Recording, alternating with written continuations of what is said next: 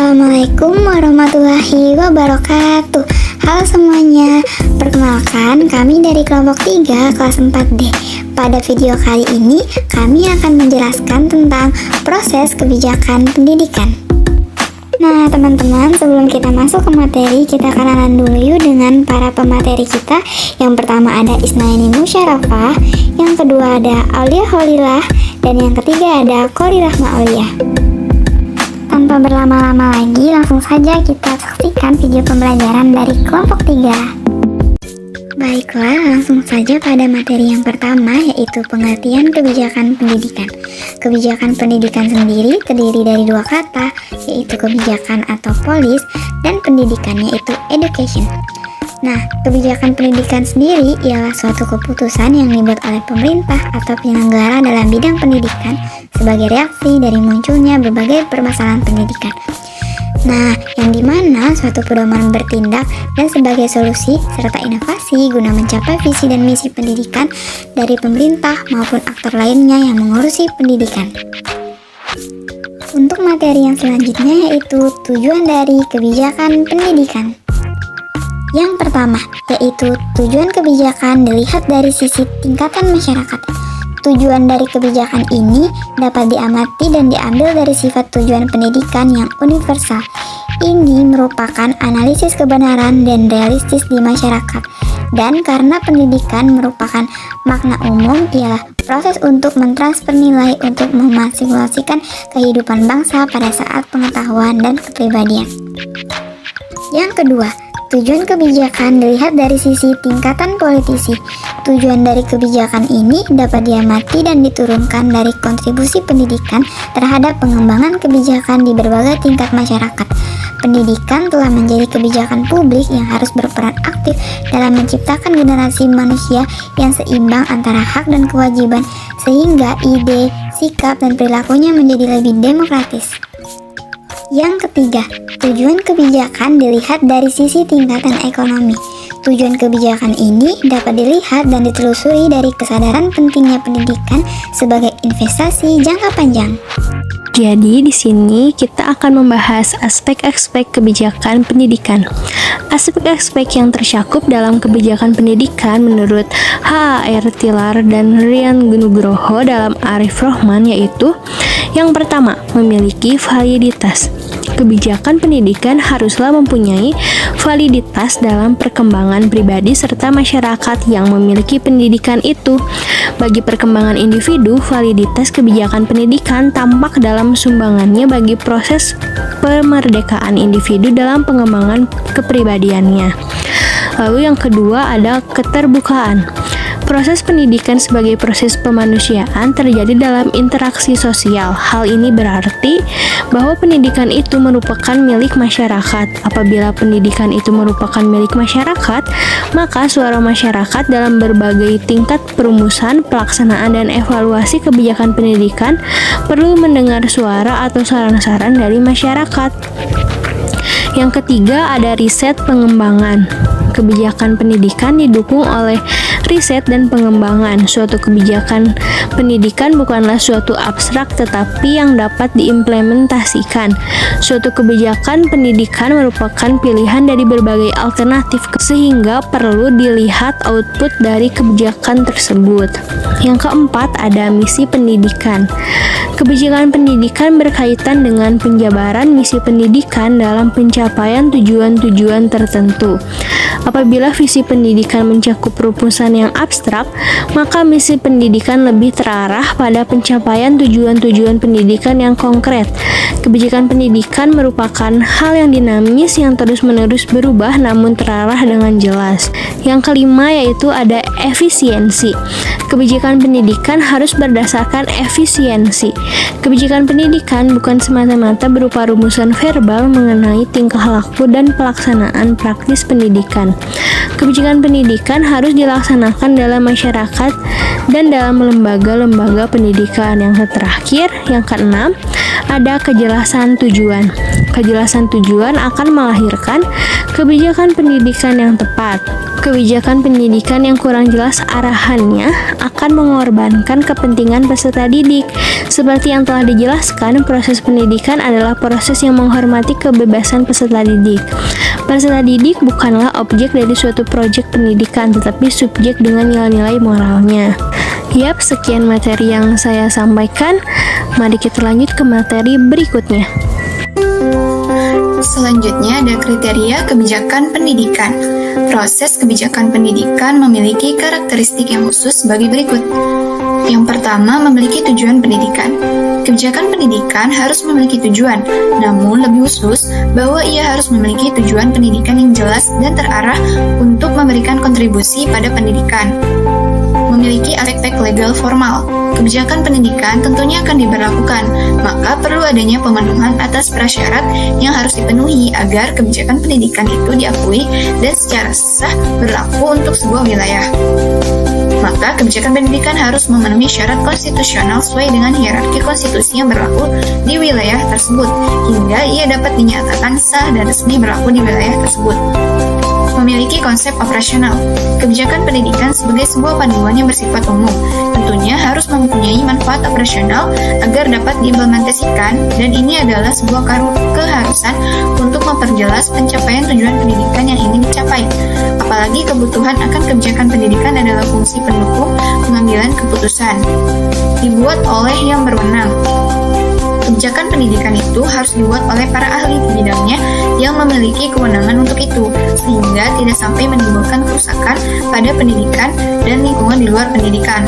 Para administrator pendidikan, pengelola lembaga pendidikan, dan para politisi yang berkaitan langsung dengan pendidikan adalah unsur minimal pembuat kebijakan pendidikan. Dapat dievaluasi. Kebijakan pendidikan itu pun tentunya tak luput dari keadaan yang sesungguhnya untuk ditindaklanjuti, dan jika baik maka dipertahankan atau dikembangkan, sedangkan jika mengandung kesalahan maka harus diperbaiki, sehingga kebijakan pendidikan memiliki karakter untuk dapat memungkinkan adanya evaluasi terhadapnya secara mudah dan efektif. Memiliki sistematika. Kebijakan pendidikan tentunya merupakan sebuah sistem juga, oleh karenanya harus memiliki sistematika yang jelas menyangkut seluruh aspek yang ingin diatur olehnya. Sistematika itu pun dituntut memiliki efektivitas, efisiensi yang tinggi agar kebijakan pendidikan itu tidak bersifat pragmatis, diskriminatif, dan rapuh strukturnya akibat serangkaian faktor yang hilang atau saling berbenturan satu sama lainnya. Hal ini harus diperhatikan dengan cermat agar pemberlakuannya kelak tidak menimbulkan kecacatan hukum secara internal. Kemudian, secara eksternal pun kebijakan pendidikan harus bersepadu dengan kebijakan lainnya seperti kebijakan politik, kebijakan moneter, bahkan kebijakan pendidikan di atasnya atau di samping dan di bawahnya. Selanjutnya, pendekatan social domain approach. Social domain approach adalah suatu pendekatan dalam perumusan kebijakan pendidikan yang mendasarkan diri pada aspirasi, tuntutan, serta aneka kepentingan yang didasarkan oleh masyarakat. Pada jenis pendekatan jenis ini, para pengambil kebijakan akan lebih dahulu menyelami dan mendeteksi terhadap aspirasi yang berkembang dalam masyarakat sebelum mereka merumuskan kebijakan pendidikan yang ditanganinya. Pendekatan social domain approach ini sebenarnya tidak semata-mata merespon aspirasi masyarakat sebelum dirumuskannya kebijakan pendidikan, akan tetapi juga merespon tuntutan masyarakat setelah kebijakan pendidikan diimplementasikan. Partisipasi warga dari seluruh lapisan masyarakat diharapkan terjadi baik pada masa perumusan maupun implementasi kebijakan pendidikan. Dalam perumusan kebijakan dapat digolongkan ke dalam tipe perumusan kebijakan yang bersifat pasif. Artinya, suatu kebijakan baru dapat dirumuskan apabila ada tuntutan dari masyarakat terlebih dahulu. Selanjutnya, pendekatan manpower approach. Pendekatan jenis ini lebih menitik beratkan kepada pertimbangan rasional dalam rangka menciptakan ketersediaan sumber daya manusia atau human resource yang memadai di masyarakat. Pendekatan manpower ini tidak melihat apakah ada permintaan dari masyarakat atau tidak, apakah masyarakat menuntut untuk dibuatkan suatu kebijakan pendidikan tertentu atau tidak. tetapi yang terpenting adalah menurut pertimbangan-pertimbangan rasional dan visioner dari sudut pandang pengambilan kebijakan. Pemerintah sebagai pemimpin yang berwenang merumuskan suatu kebijakan memiliki legitimasi kuat untuk merumuskan kebijakan pendidikan. Dapat dipetik aspek penting dari pendekatan jenis kedua ini bahwa secara umum lebih bersifat otoriter. Oke, jadi di sini kita akan membahas tentang proses kebijakan pendidikan. Proses perumusan atau pembuatan kebijakan yang efektif memperhatikan keselarasan antara usulan kebijakan dengan agenda dan strategi besar pemerintah, sehingga kebijakan yang baru tidak bertentangan dengan agenda dan program pemerintah yang sedang dilaksanakan. Menurut Islami, dalam buku Prinsip-Prinsip Perumusan Kebijakan Negara, mengumumkan pendapatnya bahwa ada 4 langkah dalam proses pengambilan kebijakan. Yang pertama yaitu ada perumusan masalah atau defining problem. Perumusan masalah merupakan sumber dari kebijakan publik dengan pemahaman dan identifikasi masalah yang baik.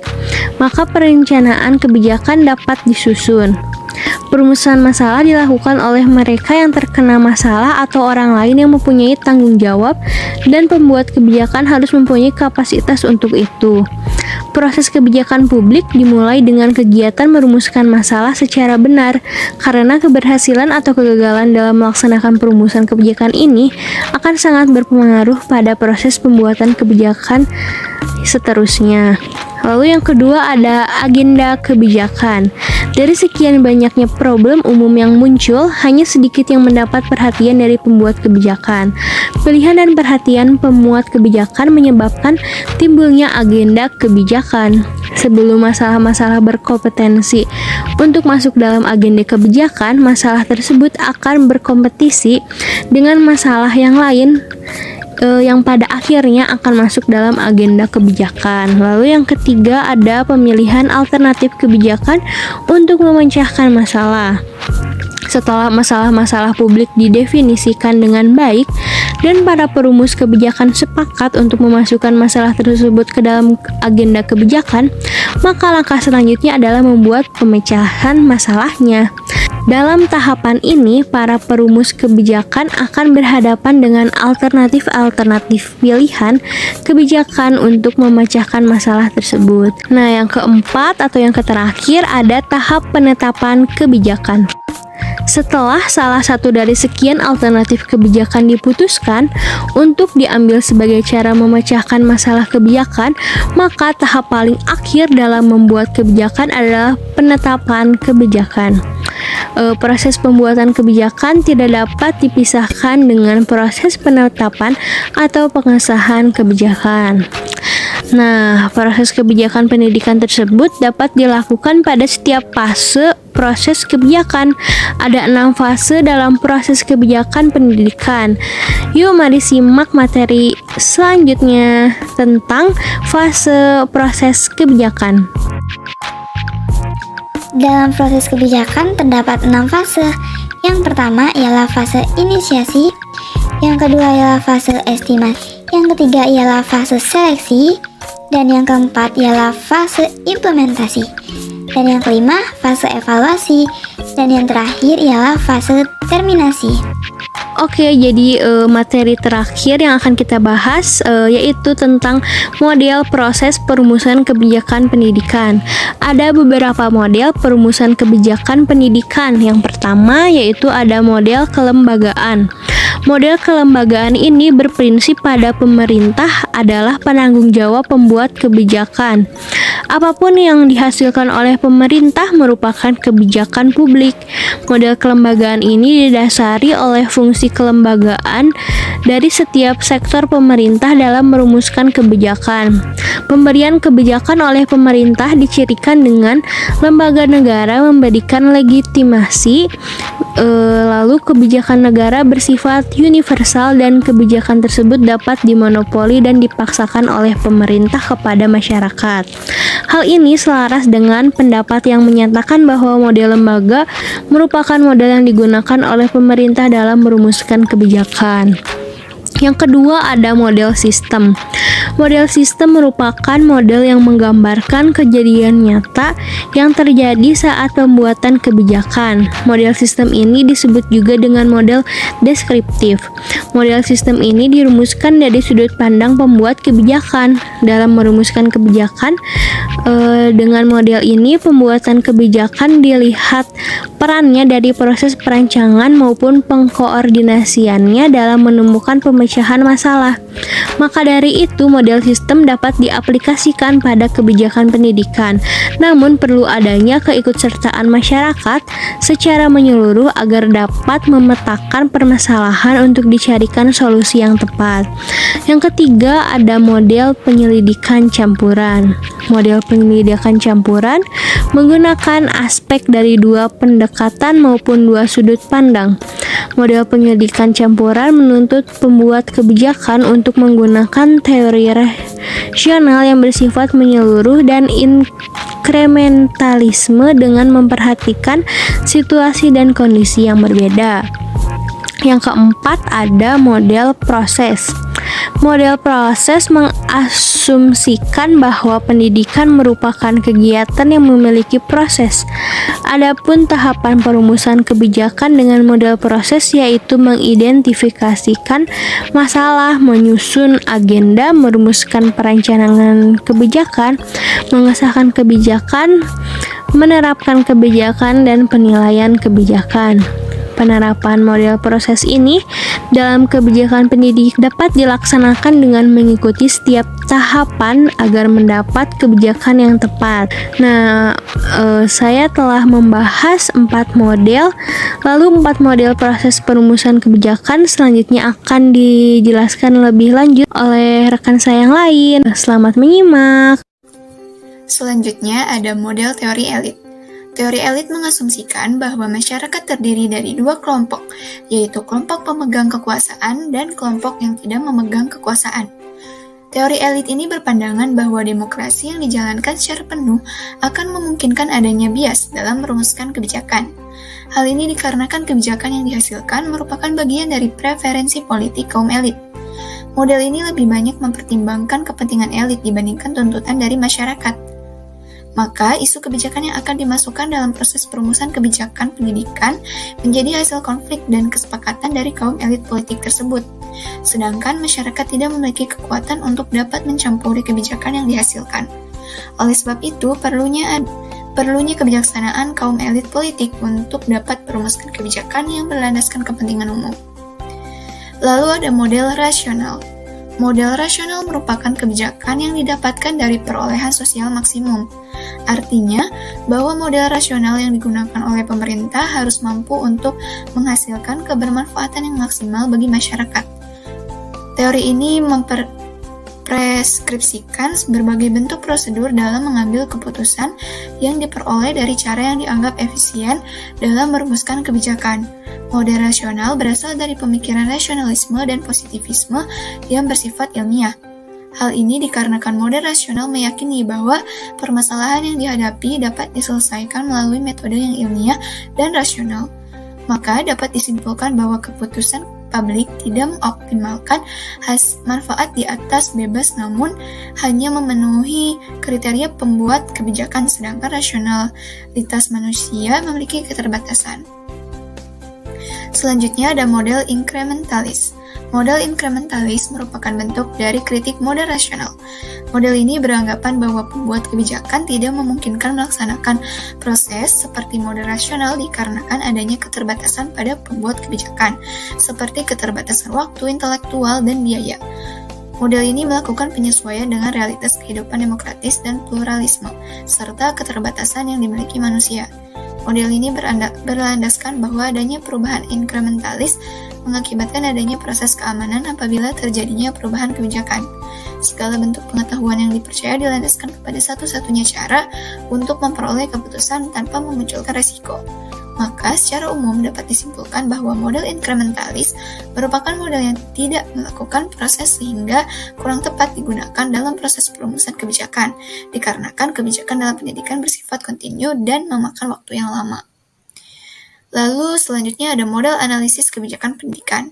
Model analisis kebijakan merupakan suatu upaya dalam memperoleh dan menghasilkan kebijakan melalui proses argumentasi dan metode inquiry dalam pendekatan disiplin ilmu sosial terapan dengan pengambilan keputusan politis dalam upaya memecahkan permasalahan dalam sebuah kebijakan. Proses analisis dimanfaatkan untuk menggunakan pengetahuan dan pemahaman dasar dalam memecahkan permasalahan yang tidak hanya sekedar argumentasi. Model ini terdiri dari 3 bentuk, yaitu model prospektif, model retrospektif, dan model integratif. Model prospektif merupakan model analisis yang dilakukan sebelum sebuah kebijakan diimplementasikan. Model retrospektif merupakan model analisis kebijakan yang dilakukan setelah kebijakan tersebut diterapkan. Model integratif merupakan model yang menggabungkan kedua analisis kebijakan sebelumnya. Model ini disebut juga dengan model analisis holistik atau komprehensif. Artinya, model ini melakukan analisis sebelum dan sesudah kebijakan tersebut diimplementasikan. Maka dalam kebijakan pendidikan diperlukan analisis yang dilakukan secara menyeluruh baik sebelum dan sesudah kebijakan tersebut diimplementasikan. Baiklah teman-teman, sekian materi presentasi dari kelompok 3. Sampai ketemu lagi. Terima kasih.